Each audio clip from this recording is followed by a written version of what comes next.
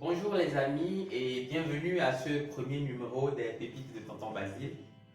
Aujourd'hui, je veux particulièrement m'adresser aux élèves de la première. Nous allons apprendre comment calculer les dérivés des fonctions usuelles. Donc, c'est la thématique du jour.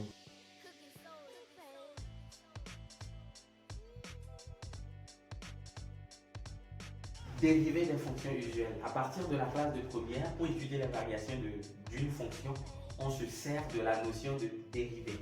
Donc, à toute fonction f, on associe une fonction qu'on appelle f' et ce f' est appelé dérivée.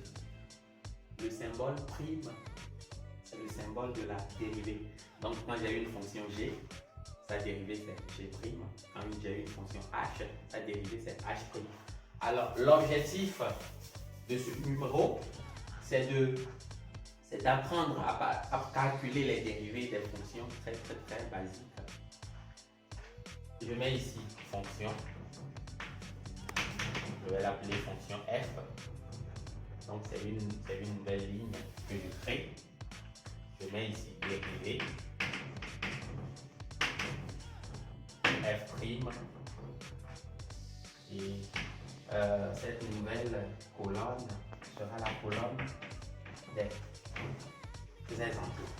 Alors, on va passer au premier type des fonctions. C'est les fonctions constantes. On me dit f de x égale a, où a est un réel. La formule me dit que f' de x est égal à 0. Ça veut dire quoi? Toutes les constantes ont pour dérivée égale à 0. Qu'est-ce que j'appelle constante? C'est les nombres réels. Exemple de constante 2, 1000, moins 5, moins 3, racine carrée de 6, pi, etc. Alors moi je vais donner un exemple ou deux. Supposons que j'ai la fonction f de x égale 7. On me demande de trouver la dérivée de cette fonction. Alors f' de x, comme la formule me dit que toutes les constantes a ont pour dérivée 0, alors la dérivée de 7 c'est 0. Quand on me demande de trouver la dérivée de 1000, la dérivée de 1000 c'est 0. Pourquoi? Parce que 1000 est une constante. Un deuxième exemple, supposons qu'on me donne une fonction g de x égale moins racine carrée de 2. On est d'accord que moins racine carrée de 2 aussi c'est un réel. Donc g' de x égale 0. Voilà le premier type de fonction que nous allons voir, que nous avons vu. Donc on attaque le deuxième. Le deuxième type, c'est les fonctions de la forme a fois x. Donc la formule dit quoi? Lorsque j'ai les fonctions de la forme a fois x, leur dérivée est égale à a. A c'est un réel, a c'est une constante qui multiplie x, qui est une variable. Alors je donne un exemple. Supposons que j'ai f de x égale moins 6x.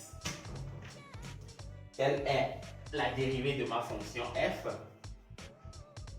Moins 6x est bien de la forme a fois x. Et quand j'identifie bien, moins 6 représente la constante a et x est toujours là. Du coup, f' de x, ça me donne quoi? Ça me donne moins 6. Pourquoi? Parce que j'ai identifié x à a. Et la formule me dit que f' de x c'est a.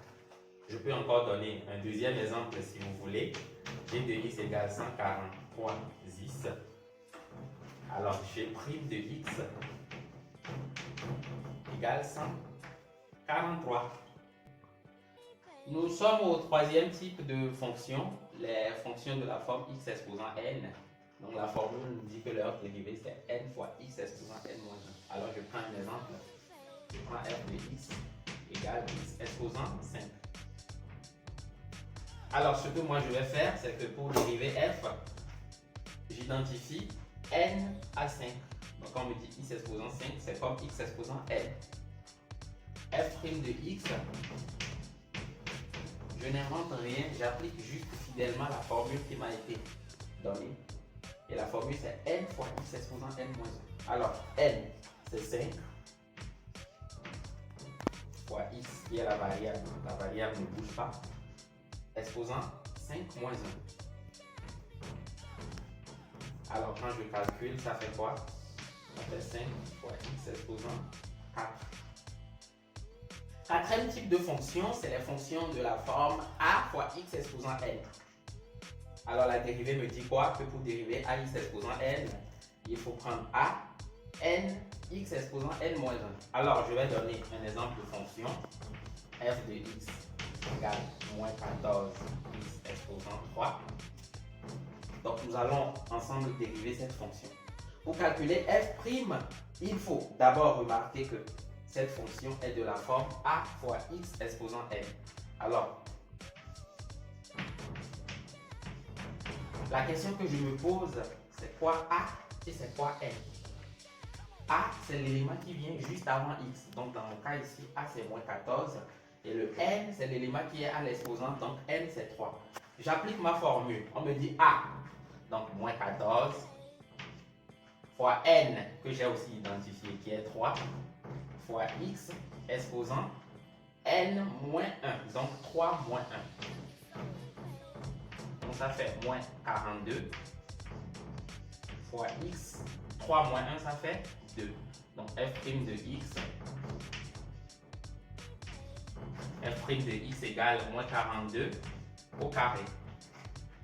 Donc la dérivée de moins 14 x exposant 3, c'est moins 42 x au carré.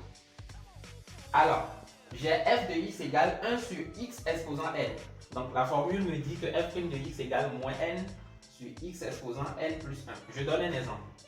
F de x égale 1 sur x exposant 6. On est d'accord que 1 sur x exposant 6, c'est bien la fonction de la forme 1 sur x exposant n. Alors moi j'applique cette formule. F' de x. On me dit que ça fait moins n. C'est quoi n ici? N, c'est bien ce qui est à l'exposant pour x. Et c'est 6. Donc ça fait moins n, donc moins 6 sur x exposant n plus 1. Donc x exposant 6 plus 1. Donc ça fait moins 6 sur x exposant 7. Donc la dérivée de 1 sur x exposant 6, c'est moins 6 sur x exposant 7. Alors pour les deux dernières dérivées, ce sont des formules usuelles qu'il faut connaître. C'est pour ça qu'il n'y a pas de colonne d'exemple. Donc la dérivée de 1 sur x à connaître par cœur, c'est moins 1 sur x carré. Et la dérivée de racine carrée de x à connaître par cœur, c'est 1 sur 2 racines de x. Voici ainsi résumé les formules des dérivées des fonctions élémentaires. Donc, prenez du temps pour les assimiler. Ces formules sont très simples à connaître.